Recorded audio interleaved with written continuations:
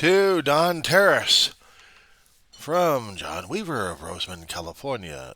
Time index right now is 11:04 in the morning, West Coast time, Wednesday, the 25th of June, 2025. Shall we talk about caregiving?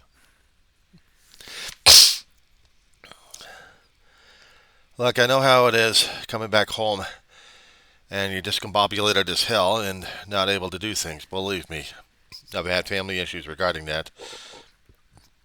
I personally haven't had that in a hell of a long while, but times have changed, especially when you're from a kid to an adult, and caregiving is a hell of a lot more challenging these days. As regarding your bathing needs, you're definitely going to need to have someone to help you out a few things here and there.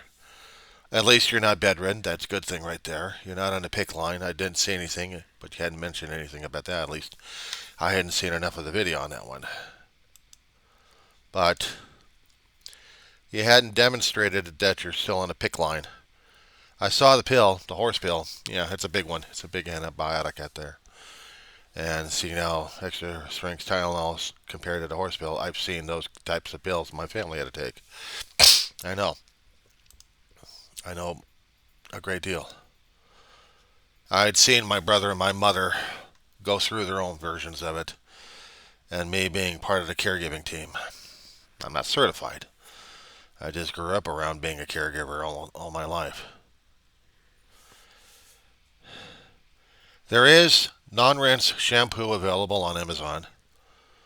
You just have to spray it around your head, or actually foam it around your head and comb it out. I haven't tried it personally, but I still got some of that stuff here. As for the wipes, baby wipes, they're not exactly for babies either. I mean, they will get rid of some of the stuff you've got on you eventually when they clear you for going for showers and baths. They don't want anything happening to you to put you back in the hospital for a little bit longer stay. I'm surprised I hadn't given you a care of instructions on how to take care of you, Don.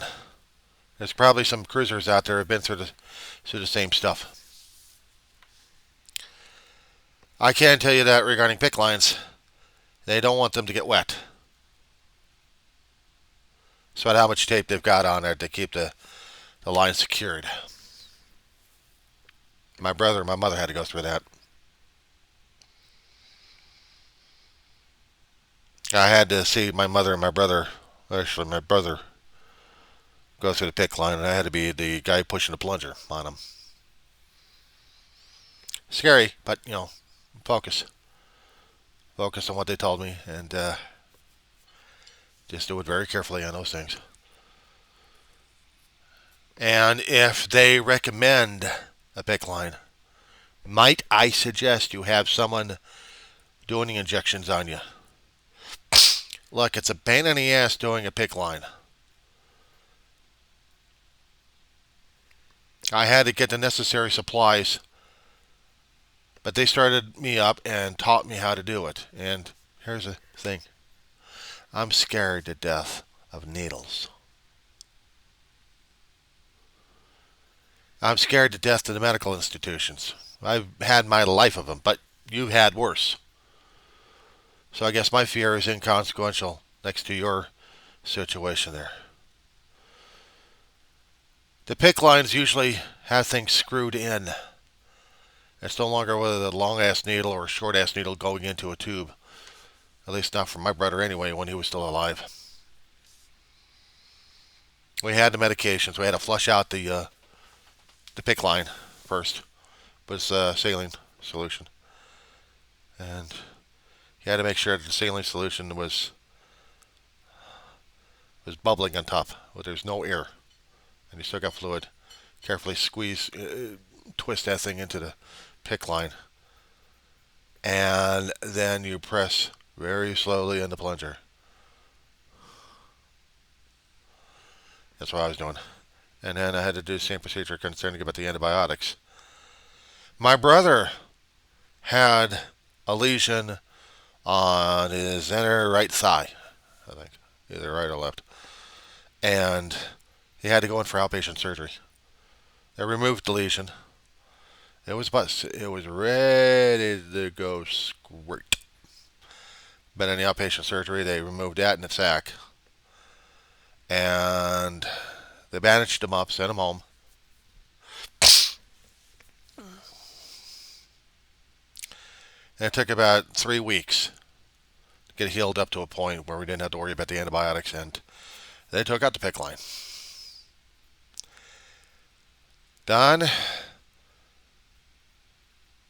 whatever you do, do not watch that procedure. Don't. Unless you have ginger ale ready to go to help with an acid reflux.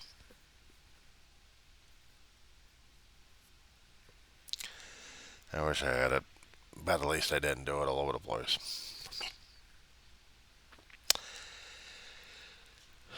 Shaving, yeah. I hadn't shaved in a hell of a long while for years. I keep trimming this thing back. Get a beard trimmer and trim it all the way back to the mere stubble. And then let the stubble grow and I keep trimming it all over again. I hate shaving. Well, I used to do it all the time until I got too damn lazy to do it and I said, screw it, just let the thing grow. I haven't had a haircut since COVID, or pre-COVID. Still get it natted and knotted like crazy. But I try to shower. These days I hadn't showered much. But I understand how a good shower would feel. Believe me, I do. And don't be discouraged, Don. You will get through this. And I know it, but I'm saying it anyway.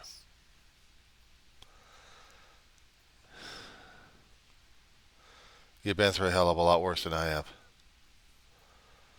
And you're tougher than you think. You got a better attitude than I would. Tell you a joke, tell you something to go for.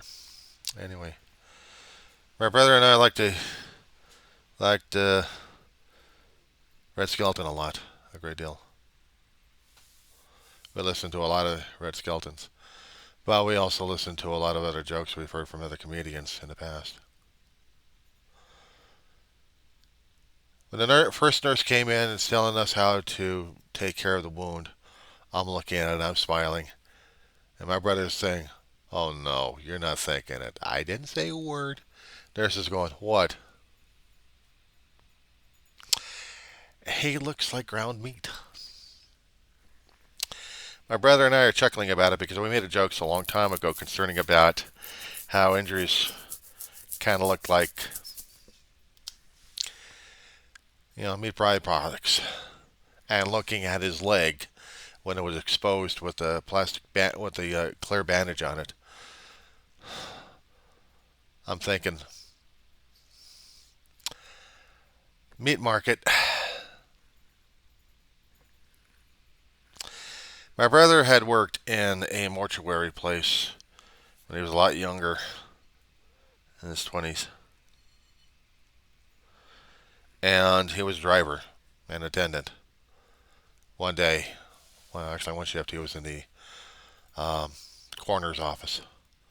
And one guy needed help regarding an organ about to be plopped out of a guy's skull. There's other people around. And my brother was seeing this organ coming out. Automatically, his hands are like a catcher. He catches the thing. And he goes, "Oh, cold cats!" The mortician in there and a few other assistants were running for the bathroom and for a sink. When I saw that injury of my brother, it was like the day after he came out from the outpatient surgery, and I finally saw it, and that's what was thinking in my mind. Cold cuts. I looked at my brother, and I'm smiling. He says, "Don't say it. Don't say it." We had a different nurse the next day coming over. The first one couldn't deal with our humor. Injuries are no laughing matter. Neither is surgeries.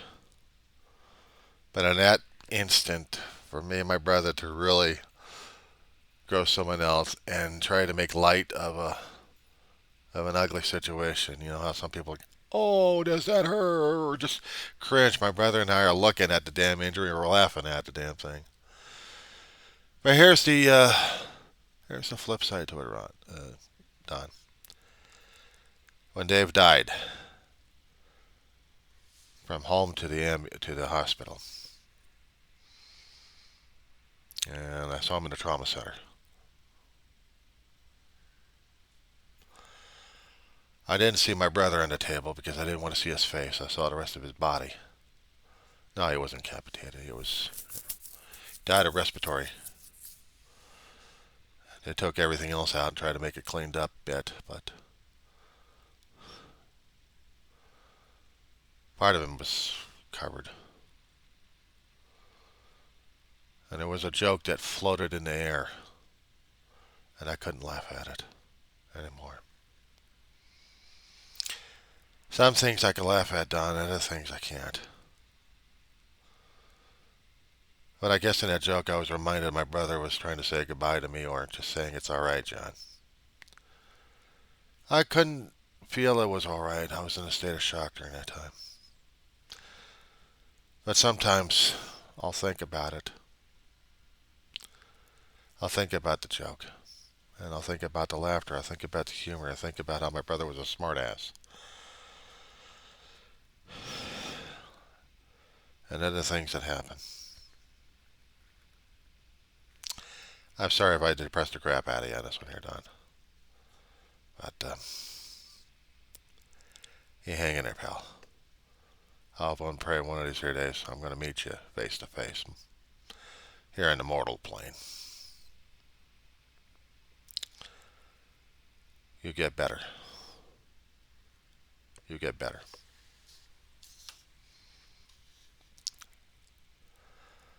Take care, my friend.